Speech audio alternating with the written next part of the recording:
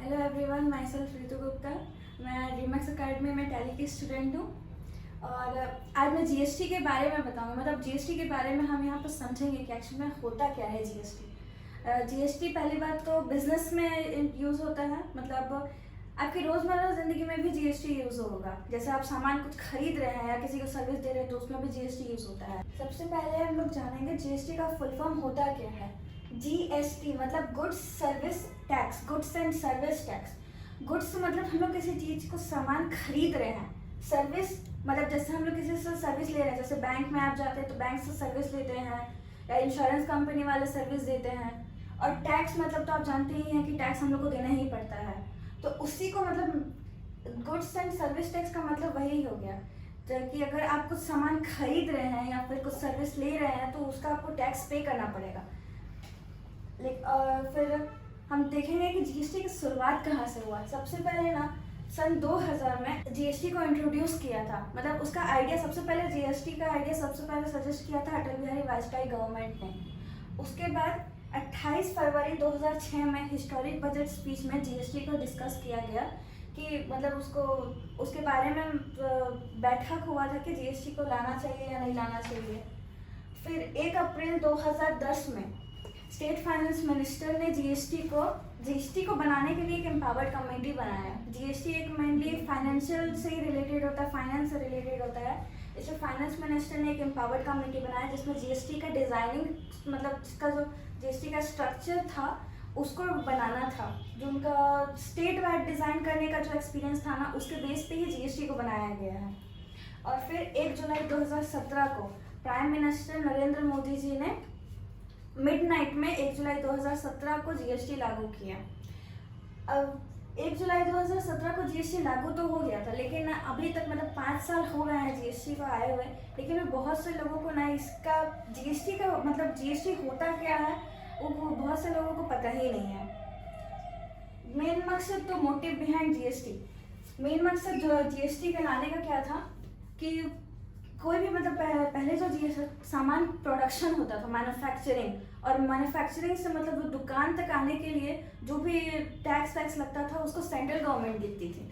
और उसके बाद वो जो सामान बिकता था मतलब सेल होता था उसको स्टेट गवर्नमेंट डिसाइड करती थी। तो वो लोग तो मतलब स्टेट गवर्नमेंट और सेंट्रल गवर्नमेंट अपने अपने हिसाब से टैक्स रेट मतलब डिसाइड करते थे कि इसमें ये टैक्स लगेगा, इस प्रोसेस में ये टैक्स लगेगा।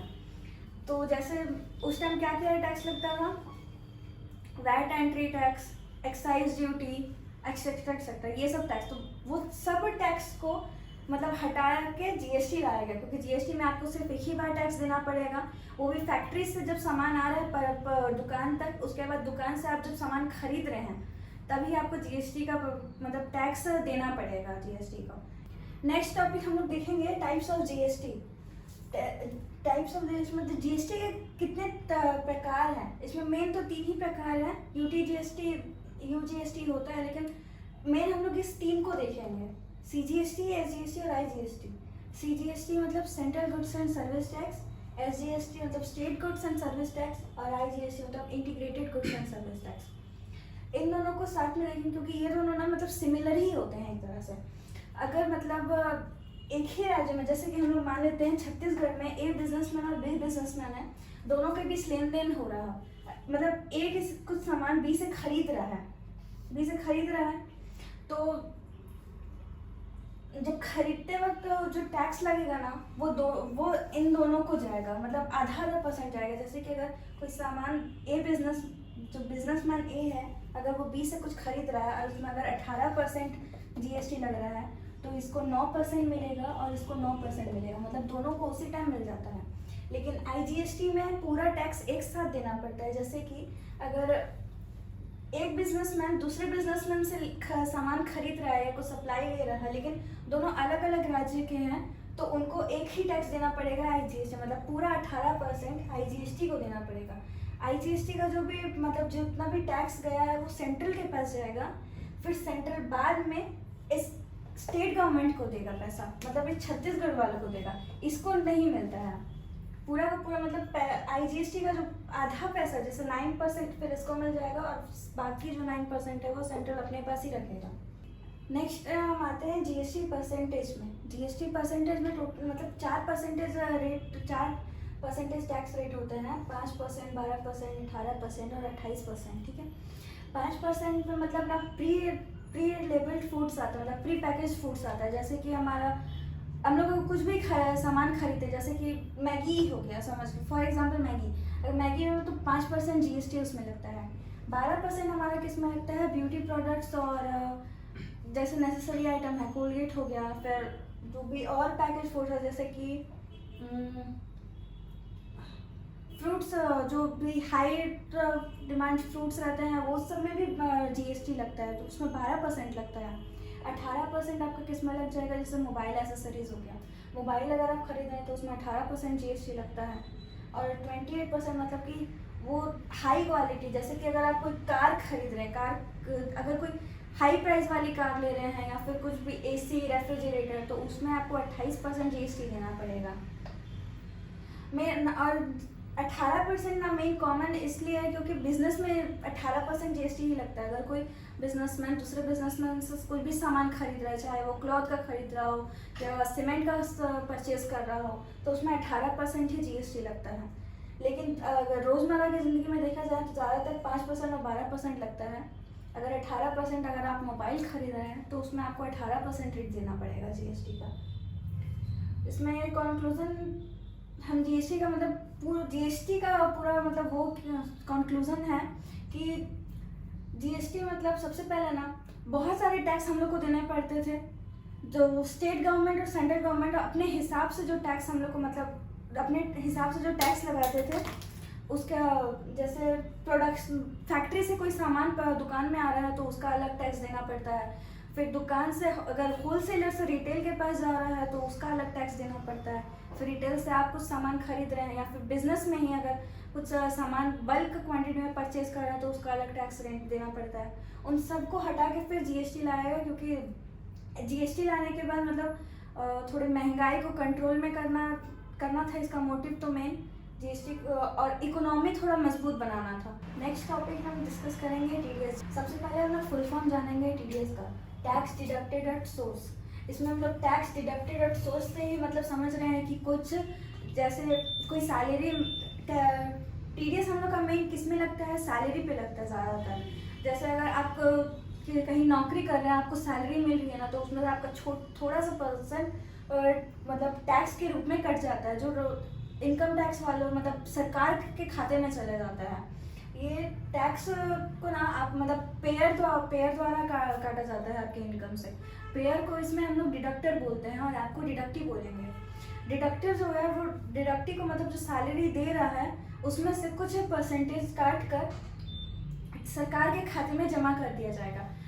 जब वो टैक्स को काटता है तो उसका जो इनकम टैक्स रिटर्न का जो स्लिप है ना, उसमें शो करना ज़रूरी है डिडक्टर को। अगर डिडक्टर शो नहीं करते हैं आपके इनकम टैक्स रिटर्न में कि इतना परसेंट टीडीएस सरकार के खाते में जमा किया गया है, तो उस पर इंटरेस्ट और पेनल्टी दोनों चार्ज होंगे। इसलिए टीडीएस मतलब, और टीडीएस जो है ना वो ऑटोमेटिकली कट जाता है। टीडीएस कैलकुलेशन ऑन सैलरी, मतलब सैलरी पे टीडीएस का कैलकुलेशन कैसे होता है। सबसे पहले तो आपकी जो सैलरी मिल रही है ना, उसकी जो पूरी फाइनेंशियल ईयर की मतलब टोटल जो सैलरी होती है ना, उसका एवरेज टैक्स रेट निकाला जाता है। उसके बेस पे ही टैक्स कटता है सैलरी से, और वो टैक्स सरकार के खाते में जाती है। सरकार को हमेशा फाइनेंशियल ईयर के मतलब फाइनेंशियल ईयर की शुरुआत में ही टैक्स की अमाउंट मिल जाती है। उसके बाद जो भी बड़े लेन देन होते हैं, जैसे कि अगर आप लॉटरी में कुछ पैसा जीत गए हैं तो उसका आधा परसेंट आपको टीडीएस के रूप में मतलब सरकार को देना पड़ेगा। तो उस टाइप से मतलब बड़े बड़े रकम बीच बीच में सरकार के पास जाते ही रहते हैं। टीडीएस मतलब किस में लगता है, ठीक है।